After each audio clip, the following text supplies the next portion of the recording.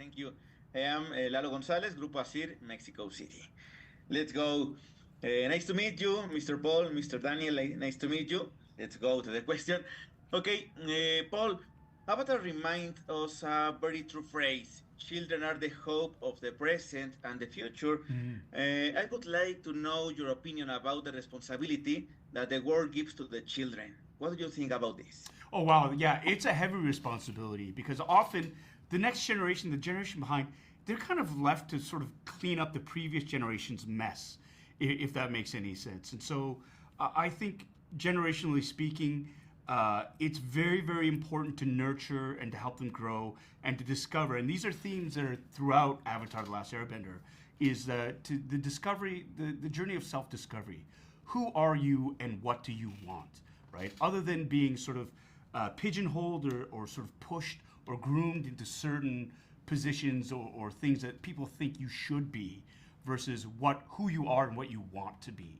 And I think that's something that is of great importance. I mean, we've talked about generational trauma a number of times this day, where the sins of the father are affected down to the sons and daughters and whatnot.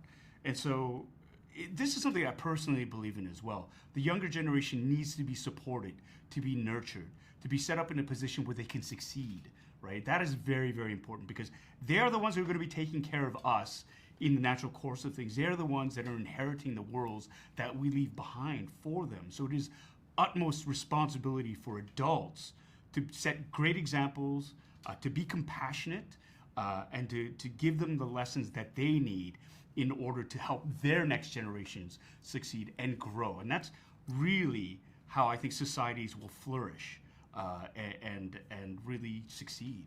And he's just described the character of Uncle Iroh. Okay, thank you very much.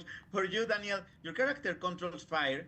We see fire as something bad, something destructive, but fire is also rebirth.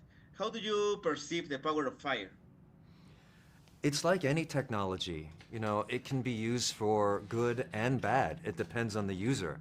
When Prometheus first stole it from the gods, you know, it was not, they knew the destructive power of it, but he was just using it to get heat and warmth. So, you know, Oppenheimer's another film that deals with the questions of the use of technology.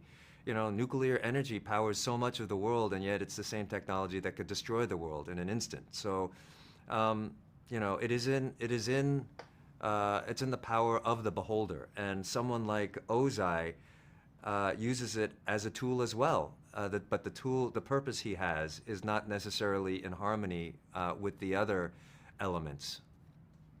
Okay, this Netflix production is an adaptation of an animated series. I ask you, do you like animated series or animated movies, Paul? Oh yeah, I love them. I'm a nerd. That's my jam.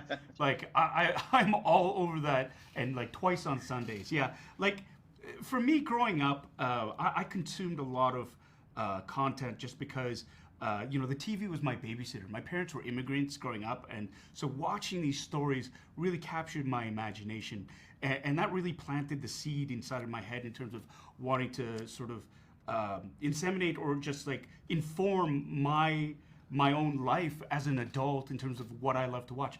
I mean, we don't stop watching animated shows because we get old. We get old because we stop watching animated shows, you know? And there is something about feeding, again, we're going back to that generational thing, feeding your inner child that keeps you young at heart, that keeps you going, that inspires you, and helps you to connect with the younger generation as well.